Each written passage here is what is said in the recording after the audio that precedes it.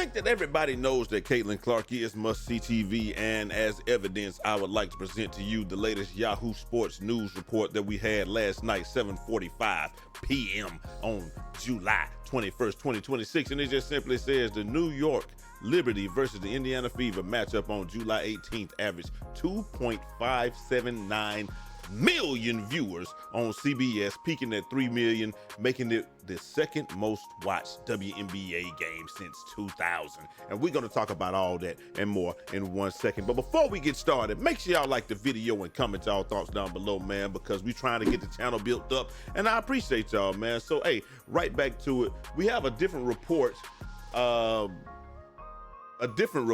this goes a little bit more in depth, and this is a Fox News report, and it just says Caitlin Clark keeps delivering NBA record viewership as the Fever top 1 million views yet again. And it seems to be, it really doesn't matter who they're playing. It does not matter what's going on.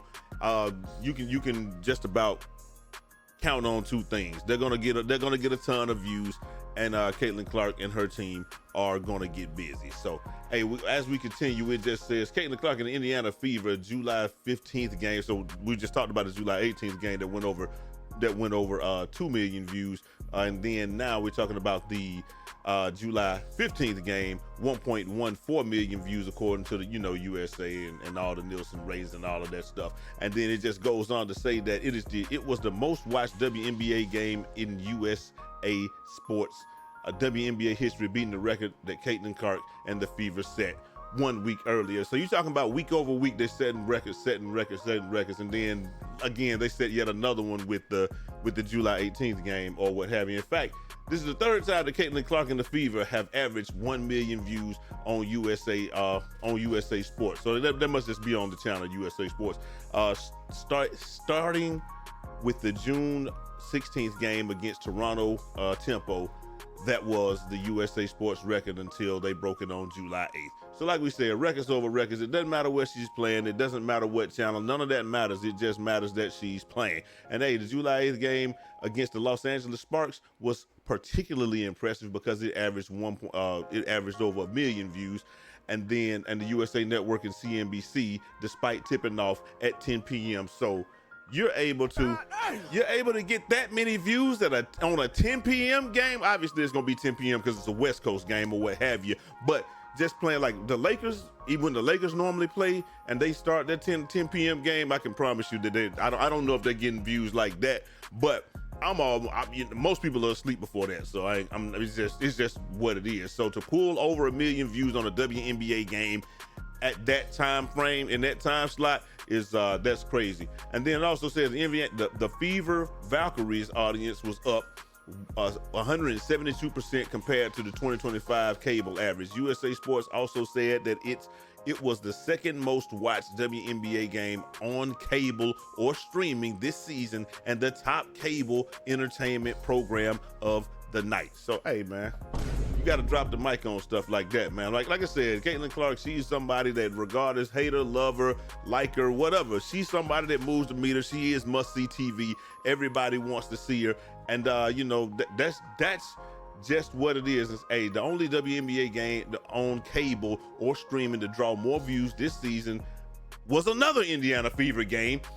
Indiana July 5th matchup against the Las Vegas Aces, and obviously that's going to be they built that up, so it's you got the face of the league versus what some people feel like the best player in the league is in Asia. So you got 1.5 million viewers on ESPN, and though neither Clark nor Asia played. Now, I'm sure that was the most watched game because, like, obviously we know Kelsey Mitchell and Aaliyah Boston and the rest of the team are getting busy, but a lot of people watched the game because we didn't know that they weren't going to play. So the number has been used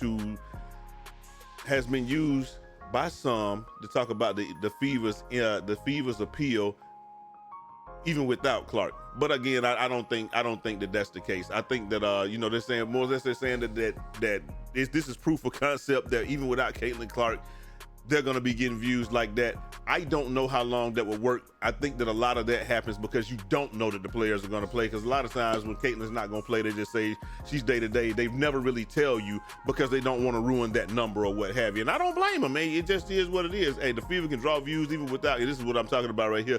The Fever can draw views even without Clark now, because Clark turned them into a national television team in the first place. Indiana wasn't producing seven-figure cable audiences before she arrived, not even close. But again, like I said, if she wasn't playing and we knew definitively she wasn't going to play, like let's say if they did something nuts like traded her, it probably go straight into the tube, because a lot of times you tune in because you don't know if she's going to play or not. So if it's definitive she's not going to play and you knew she wasn't going to be there for the long haul, I don't think that those views, those numbers would be supported for the long haul. But hey, y'all let me know what y'all think down in the comment section, man. Hit that like button, subscribe if you do. We dropping this type of heat every day of the week. Like we said, Caitlin Clark is must-see TV. Everybody understands that. Everybody knows that. Everybody knows she's the face of the league. You can argue with whoever you want to about who's the best player in the league. But I think that as far as getting eyeballs on these games, Caitlin Clark is the one that moves the meter, and that's just what it is. People gonna have to accept that. Hey, hate it or love it, it's good for the league regardless. Like, more views means better TV contracts, means more money for everybody, and thus you get deals like what Asia Wilson and Aaliyah Boston were able to get, who both happen to be from my alma mater, the University of South Carolina. So man, rising tides raise all ships. Hey, and it just is what it is. But y'all let me know what y'all think down in the comment section. Hit that like button, subscribe if you're new. We dropping this heat every day of the week, and I'm gonna holler at y'all next time. Until next time, it's your boy Jay Easy, aka Fresh from the Barbershop, BK the People's Town. Godspeed.